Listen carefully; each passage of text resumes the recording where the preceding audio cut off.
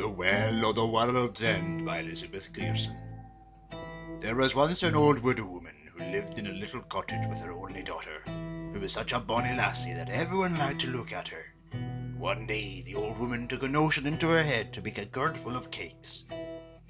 So she took down her baking board and went to the meal chest and fetched a basin full of meal.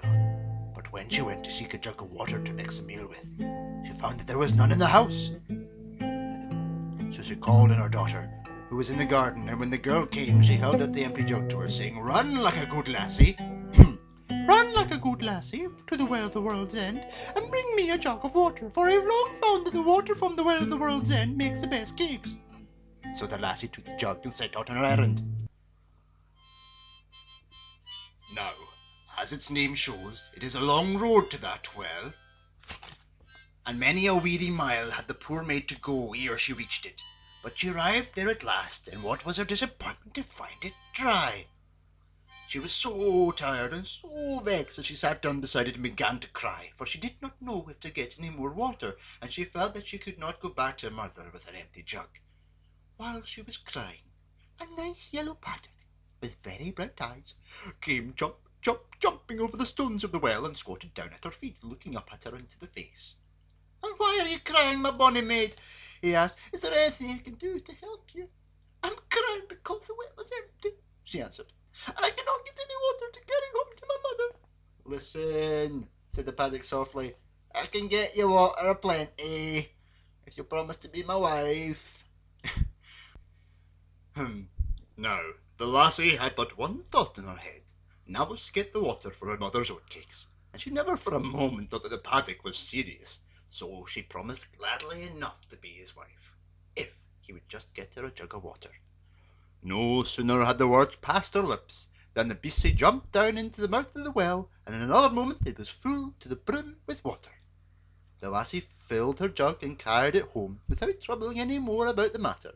But late at night, just as her mother and she were going to bed, something came with a faint against the cottage door, and then they heard a tiny little wee voice singing, "Open the door, my bonny, my heart. Open the door, my in true love. Remember the promise that you and I made down in the meadow where we two met." "Wheesht," said the old woman, raising her head. "What noise is that at the door?" "Oh," said her daughter, who was feeling rather frightened, "it's only a yellow paddock." "Poor little beastie," said the kind-hearted old mother. "Open the door and let him in. It's cold work sitting on the doorstep." So the lassie, very unwillingly, opened the door, and the paddock came jumping across the kitchen and sat down at the fireside. And while he sat there, he began to sing this song. "Oh, give me my supper, my bonny, my heart," chauvinist frog. "Oh, give me a supper, my ain true love. Remember the promise that you and I made down in the meadow where we two met." "Gie the poor beast his supper," said the old woman. "He's an uncommon paddock that can sing like that," replied her daughter crossly, for she was growing more and more frightened as she saw the creature's bright black eyes fixed on her face. "I'm not going to be so silly as to feed a wee wet sticky paddock." "Don't be ill-natured and cruel," said her mother. "Who knows how far the little beastie has travelled, and I warrant that he would like a saucer full of milk." Now, the lassie could have told her that the paddock had travelled from the Well of the World's End, but she held her tongue and went into the pantry and brought back a saucerful of milk, which she set down before the strange little visitor. "Now chop off my head, my bonny, my heart. Now chop off my head, my ain true love. Remember the promise that you and I made down in the meadow where we two met." "Hoot havers, pay no heed, the creature's daft!" exclaimed the old woman, running forward to stop her daughter, who was raising the axe to chop the paddock's head off. But she was too late.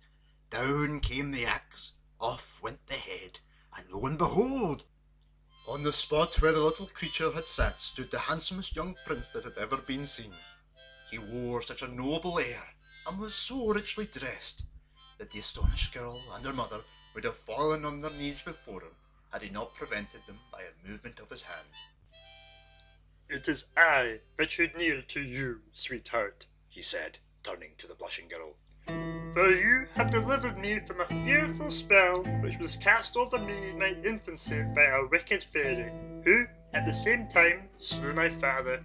For long years I have lived in that well, the well of the world's end, waiting for a maiden to appear who should take pity on me, even in my loathsome disguise, and promise to be my wife.